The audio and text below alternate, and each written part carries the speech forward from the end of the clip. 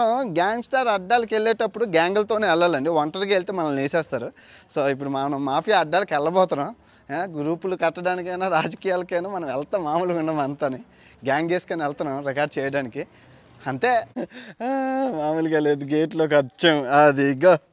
So ఇదండి city. So ఇప్పుడు మనం అసలు సిసలైన స్లమ్ములు ఇది వచ్చాం. మనం వెళ్తున్న ఏరియాలు వచ్చి బొబొడోగా అండ్ డొండోరా, ఈ రెండు మాఫియా అడ్డాలు అనమాట, గ్యాంగ్స్టర్లు ఉండే ఏరియా. పోలీసులు కూడా రావడానికి భయపడతారు. చూసారు కదా, గేట్లు వేసి సెక్యూరిటీ చేశారు. భయ్యా నువ్వు ఒక్కరు వెళ్ళొచ్చు కదా, తోపు అన్వేషణ తోపు దమ్మున్ టాపు ఎలాంటి నేనేమైనా సూపర్ మ్యాన్నా, ఐరన్ మ్యాన్నా, లేదా శక్తి మ్యాన్నా?